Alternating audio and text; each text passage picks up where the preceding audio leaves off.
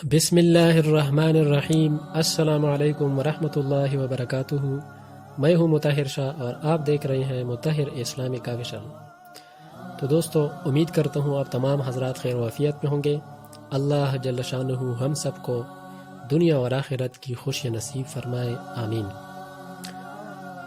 तो दोस्तों, जिस तरह कि आपको मालूम है कि हमने अपने चैनल पर हुजूर अकरम सल्लल्लाहु अलैहि वसल्लम वाली मुबारक ज़िंदगी का आगाज़ किया है, तो उसके साथ साथ हम ईमानियात, इबादत, अखलाकियात, मुआमलात और माशरत पर भी इंशाअल्लाह अज़ीज़ कुरान करीम की आयात मुबारका और अहादीस मुबारका का सिलसिला शुरू करेंगे। तो आज की जो वीडियो है वो ईमान की अहमियत और ईमान के मानी के बारे में है। कुरान करीम में अल्लाह जल्ल शानुहु ने ईमान को किस तरह बयान किया है और हमारे दिलों के अंदर ईमान की क्या कैफियत है। तो आज की वीडियो में हम ये देखेंगे कि अल्लाह जल्ल शानुहु ने ईमान को क्या इरशाद फरमाया है, यानी ईमान की जो तफसील बयान की है अपने कलाम पाक में, तो वो क्या है और आज हमारे ज़िंदगी के अंदर ईमान की क्या मुकाम है, ईमान का क्या मुकाम है और हमने आज तक ईमान को सीखने के लिए कितनी मेहनत की है। तो चलिए शुरू करते हैं आज की इस वीडियो।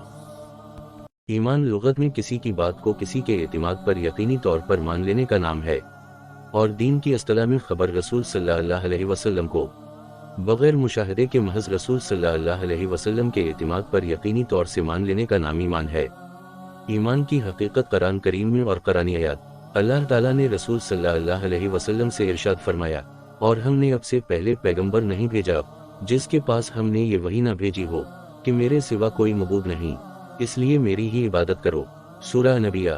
अल्लाह ताला का इरशाद है कि ईमान वाले तो वही हैं कि जब अल्लाह ताला का नाम लिया जाता है तो उनके दिल डर जाते हैं, और जब अल्लाह ताला की आयतें उनको पढ़कर सुनाई जाती है तो वो आयतें उनकी ईमान को कवी कर देती है और अपने रब पर ही तवक्कल करते हैं। सूरह इनफाल। एक जगह इरशाद है, जो लोग अल्लाह ताला पर ईमान लाए और अच्छी तरह से अल्लाह ताला के साथ ताल्लुक पैदा कर लिया तो अल्लाह ताला करीब ऐसे लोगों को अपनी रहमत और फजल में दाखिल करेंगे और इन्हें अपने तक पहुंचने का सीधा रास्ता दिखाएंगे। जब भी रहनुमाई की जरूरत पेश आएगी वहां उनकी दस्तगिरी फरमाएंगे। सूरह निसा।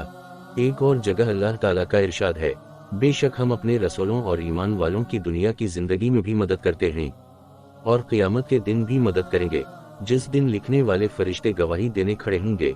सूरह मोमिन। अल्लाह ताला का इरशाद है कि जो लोग ईमान लाए और इन्होंने अपनी ईमान में शिर्क की मिलावट नहीं की, अमन उन्हीं के लिए है और यही लोग हिदायत पर हैं। सूरह इनाम। अल्लाह ताला का इरशाद है कि ईमान वालों को तो अल्लाह ताला ही से ज्यादा मोहब्बत होती है। सूरह बकरा।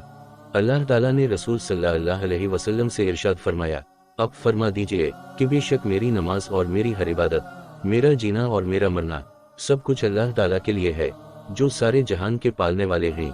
सूरह इनाम। तो ये थी चंद आयत करीमा ईमान के बारे में। तो इन आयत का बयान करने का जो असल मकसद था वो ये था कि हम भी अपने ईमान के बारे में गौर करें। अगर हमारी ईमान मंदिर जबाला सिफात पर मुश्तमिल है तो फिर तो ठीक है, अगर हमारी ईमान की सिफात के अंदर कमी है तो हमें चाहिए कि हम अपनी ईमान की मेहनत को सीखें, क्योंकि मेरे मोहतरम भाइयों बुजुर्गों, इस्लाम का मदार ही ईमान पर है और इतना ईमान का सीखना हर मोमिन के जिम्मा फर्ज है जो ईमान इसको हराम कामों से रोके। और सहाबा किराम रज़ी अल्लाह अन्हुम अजमईन फरमाते हैं, हमने पहले ईमान सीखा बाद में कुरान सीखा। इंशाअल्लाह अगली वीडियो से ईमान पर हुजूर सल्लल्लाहु अलैहि वसल्लम की हदीस मुबारका का सिलसिला शुरू होगा। तो इसी हदीस मुबारका को सुनने के लिए मेरे इस चैनल को सब्सक्राइब करें और उनके तमाम वीडियोस को अपने तमाम मुसलमान भाइयों तक शेयर करने की कोशिश करें। मिलेंगे इंशाअल्लाह अगली वीडियो में, तब तक के लिए अस्सलामु अलैकुम।